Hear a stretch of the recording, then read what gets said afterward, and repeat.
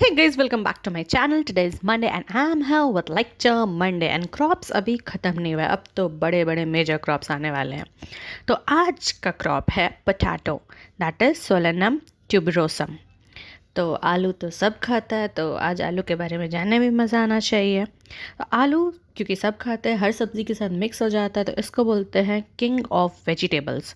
और ये cash crop भी होता है. कैश क्रॉप क्या होता है? जिसका इकोनॉमिक वैल्यू बहुत ज़्यादा होता है, high marketable value per unit area. And इसमें रिच सोर्स ऑफ स्टार्च होता है, जो कि हम सब जानते हैं, that is farina and vitamin B1 specially. Farina मतलब इसके आटे में. नाउ इसका ओरिजिन क्या होता है? Peru, south America. Now TPS true potato seed, ये डेवलप किया था रामानुजन ने 1957 में. ट्रू पोटैटो सीड क्या होता है? सेक्सुअली रिप्रोड्यूस जो सीड्स होता है, जिसको बॉटनिकल सीड्स भी बोलते हैं, वो होता है ट्रू पोटैटो सीड्स. अब इसका रेट क्या होता है? Seed rate 100 to 150 gram seeds per hectare sufficient होता है नर्सरी प्रिपरेशन के लिए. मतलब 1 हेक्टेयर का अगर उगाना है तो 150 ग्राम्स ऑफ सीड्स का नर्सरी प्रिपेयर कर लो. Now area and distribution, area और प्रोडक्शन दोनों ही सेम है, that is UP highest followed by West Bengal and Bihar. और पोटैटो जो होता है, इसका प्रोडक्शन एरिया वाइज देखें तो सबसे ज़्यादा होता है वर्ल्ड में, सारे वेजिटेबल्स में. नाउ बॉटनी, बॉटनी क्या है? ऐसा तो ये जो प्लांट होता है वो पेरेनियल होता है, लेकिन अगर क्रॉप वाइज इसको देखा जाए तो इसको एनुअली ट्रीट किया जाता है कि ये एनुअल प्लांट है. इसका प्रोपेगेशन ट्यूबर्स से होता है. ट्यूबर्स क्या होता है? इनलार्ज्ड अंडरग्राउंड स्टेम, जो कि स्टोलन के एंड में होता है और प्रॉपर रूट में नहीं. अब ट्यूबर पॉइंट ऑफ व्यू से अगर देखा जाए तो ये C3 शॉर्ट डे प्लांट है, और अगर फ्लावरिंग पॉइंट ऑफ व्यू से देखा जाए तो ये लॉन्ग डे प्लांट होता है. इसके फ्रूट को क्या बोलते हैं? बेरी बोलते हैं. और इसका टेम्परेचर रिक्वायरमेंट क्या होता है? 17 to 19 डिग्री सेल्सियस होता है. और pH रिक्वायरमेंट 5 to 6.5, मतलब स्लाइटली एसिडिक कंडीशन. और स्लाइटली एसिडिक क्यों? क्योंकि वो स्कैब डिजीज़ का इंसिडेंट को कम करता है. स्कैब डिजीज़ ज़्यादा नहीं होते. अब इसके वेराइटीज़, अर्ली मैच्योरिटी हो गया, मीडियम ड्यूरेशन हो गया, लेट मैच्योरिटी हो गया, और सूटेबल प्रोसेसिंग वाला हो गया. तो प्रोसेसिंग में सबसे ज़्यादा हम लोग आलू का क्या खाते हैं? चिप्स खाते हैं. तो प्रोसेसिंग का दोनों वेराइटी वैसे ही होता है, के चिप्सोना 1 एंड के चिप्सोना 2-3. अर्ली मैच्योरिटी में मतलब 75 डेज़ लगता है इसको. उसमें भी सबसे अर्ली कौन सा होता है? अशोका होता है, Kufri Ashoka.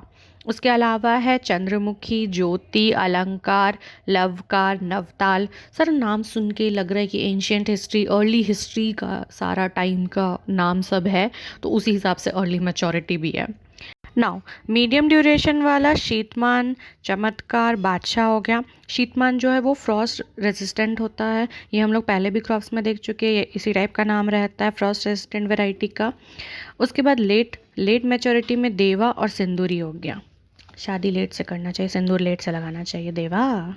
Now seed sowing, seed sowing हम लोग को सीड के लिए कैसा ट्यूबर लेना है? तो that is 25 gram piece of tuber with 3 to 5 buds per eyes at the rate of 15 to 20 quintals per hectare. मतलब 25 ग्राम का होना चाहिए, उसमें 3 से 5 बर्ड्स होने चाहिए, और 1 हेक्टेयर के लिए 15 से 20 क्विंटल ट्यूबर लगता है.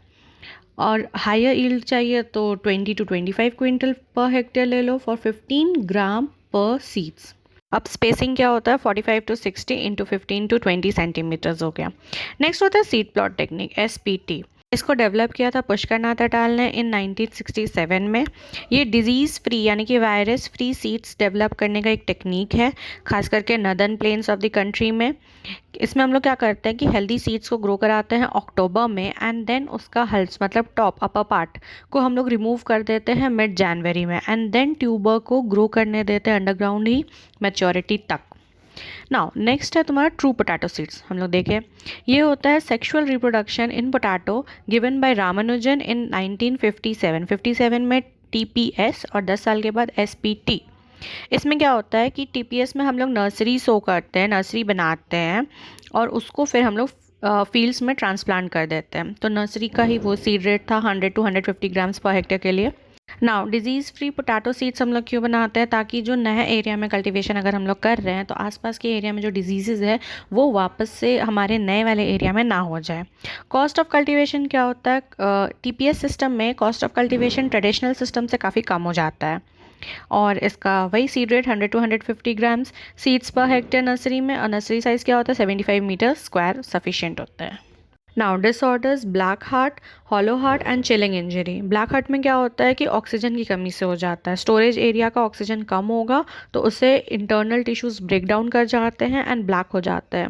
इसको बचाने के लिए, इससे बचाने के लिए स्टोरेज टेम्परेचर हम लोग को 35 डिग्री सेल्सियस से ज़्यादा नहीं रखना है और वेंटिलेशन अच्छी रखनी है उस एरिया की। हॉलो हार्ट क्या होता है, नाइट्रोजन फर्टिलाइजर ज़्यादा डालने की वजह से हो जाता है, इरेगुलर कैविटी बन जाती है ट्यूबर्स के सेंटर में। Now chilling injury due to prolong storage of tubers at temperature of about 0 degree celsius, मतलब 0 डिग्री में भी ज़्यादा दिन नहीं रखना है और 35 डिग्री भी स्टोरेज का नहीं रखना है। Now some of the diseases, late blight of potato सबसे फेमस, इसको इरिश फेमाइन भी बोलते हैं, आइलैंड फेमाइन भी बोलते हैं, 1845 में हुआ था। फाइटोप्थोरा इन्फेस्टेंस फंगस के कारण हुआ था एंड बहुत ज़्यादा डिस्ट्रक्शन किया था इसने। Next is early blight of potato, ये भी फंगस ऑल्टरनेरिया सोलानी की वजह से हुआ था एंड ये ज़्यादा कॉमन है as compare to late blight. Next है ब्लैक स्कर्व, ये फंगस राइजोक्टोनिया सोलानी की वजह से। स्कैब, SCAB स्कैब, ये फंगस स्ट्रेप्टोमाइसिन स्कैबिस के वजह से। Then wart disease of potato, ये फंगस सिंकाइट्रियम एंडोबायोटिकम के कारण हो जाता है। चारकोल रॉट, ये मोस्ट सीरियस स्टोरेज डिजीज़ है जो कि पोटैटो का, तो स्टोरेज में सबसे कॉमन डिजीज़ कौन सा होता है, चारकोल रॉट होता है। Now to control black scurf and common scab, मतलब स्कर्ब और स्कैब को कंट्रोल करने के लिए हम लोग ट्यूबर्स को ट्रीट करेंगे 3% बोरिक एसिड से। Now some of the important points, dormancy breaker, dormancy break करना है तो क्या करना है, 1% थायोयूरिया यूज़ करना है विथ 1 ppm GA3 10 मिनट के लिए। नाउ फर्टिलाइज़र KCl जो होता है उसको हम लोग सोलेनेसी क्रॉप्स में यूज़ नहीं करते क्योंकि क्लोराइड जो होता है वो बुरी तरीके से ड्राई मैटर और स्टार्च को अफेक्ट करता है पोटैटो में। और स्टोलन फॉर्मेशन 20 से 50 दिन के बाद एंड ट्यूबर इलोंगेशन 50 से 80 दिन के बाद होता है, और ये दोनों स्टेज बहुत ही क्रिटिकल होता है इरिगेशन के लिए, तो ये दोनों टाइम पे तो पानी डालने का ही है। नाउ इंसेक्ट जो कि पोटैटो को बहुत ज़्यादा ही इफेक्ट करता है, मतलब फील्ड में भी और स्टोरेज में भी, is potato tuber moth, that is नॉरिमोशेमा operculella. Now potato leaf roll virus जो होता है इसको ट्रांसमिट करता है aphid, that is Myzus persicae. What disease जो होता है पोटैटो में वो होता है फंगस सिंकाइटियम एंडोबायोटिकम के वजह से।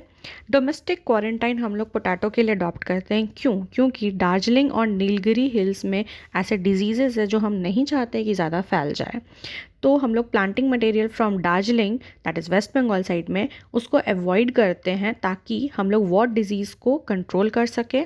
और नीलगिरी से कंट्रोल करते हैं, मतलब नीलगिरी से प्लांटिंग मटेरियल नहीं लाते हैं ताकि हम लोग golden nematode, that is Globodera rostochiensis, country के अदर पार्ट्स में स्प्रेड ना हो। So that's all about potato and for today.